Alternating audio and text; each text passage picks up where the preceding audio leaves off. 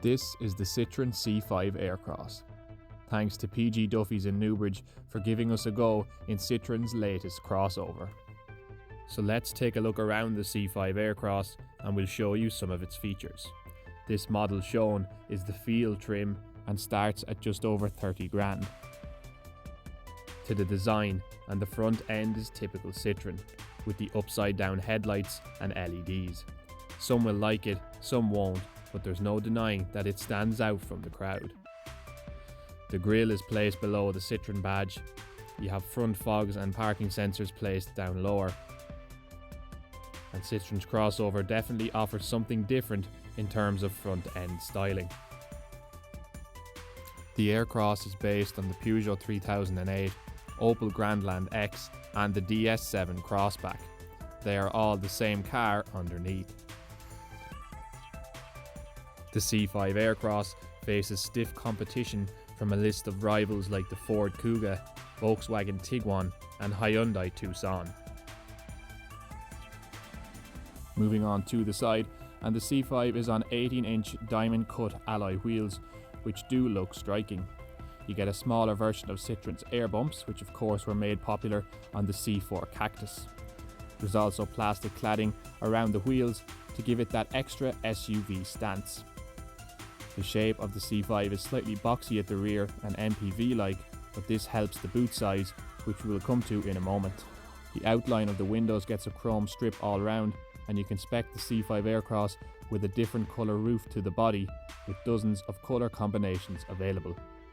To the rear, and the C5 Aircross looks slightly less dramatic at the back than it does at the front, but it still has nice bright LED taillights. The rear bumper has fake exhausts, but nowadays this is something most manufacturers are including on the rear bumper. The reversing camera is nicely slotted away above the number plate and makes parking much easier. Inside, and the boot is very spacious, coming in at 580 litres, which is class leading. You can also slide the rear seats forwards and increase the boot size further.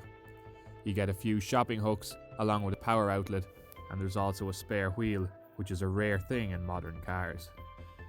To the interior, and the materials do feel hard wearing, which is what you want if kids will often be in the back. There's also soft touch leather and decent sized door bins. The seats in the rear are individually adjustable, which makes this car even more practical. The upholstery in this one is cloth, rear passengers get air vents and one USB port. The floor in the rear is also nearly completely flat, with no transmission tunnel, adding to this C5's level of practicality. And there's plenty of space back here for rear passengers. To the front, and the interior of the C5 is logically laid out, with everything relatively easy to find and use. The materials used in the cabin feel on par with many rivals. The touchscreen is the same one found throughout the current generation of Citroen and Peugeot.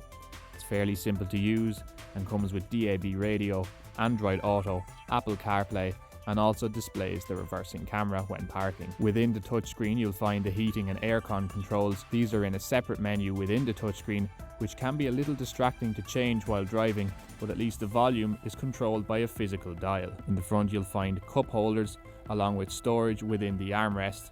You can put a drink and keep it cool if you want, as the aircon is fed into this space. You do get a digital driver's display, which is quite high resolution and has all the information you need displayed in a simple, clear way. Refinement and comfort is clearly what Citroen were going for with this C5.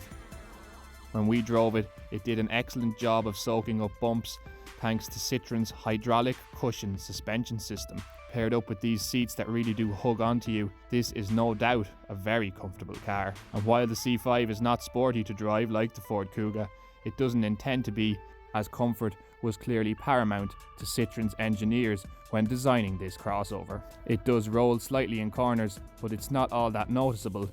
The windows are essentially double glazed, along with extra cabin insulation, wind and road noises kept to a minimum, and the car is quiet out on the road. This model also has technology like Citroen's connected cam, lane keeping assist and cruise control. The engine in this one is the 1.2 turbo, producing 130 brake horsepower, making it feel like a much larger engine.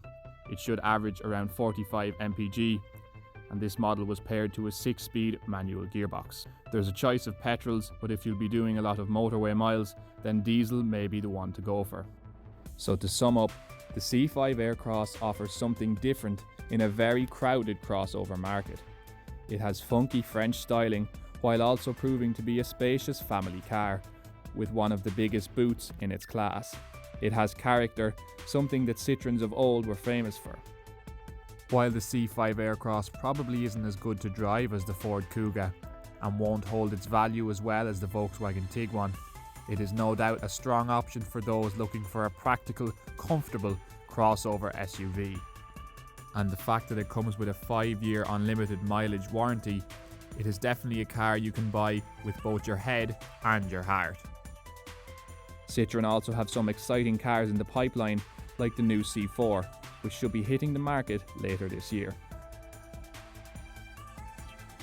If you enjoyed this quick look at the Citroen C5 Aircross, hit that subscribe button for more content like this.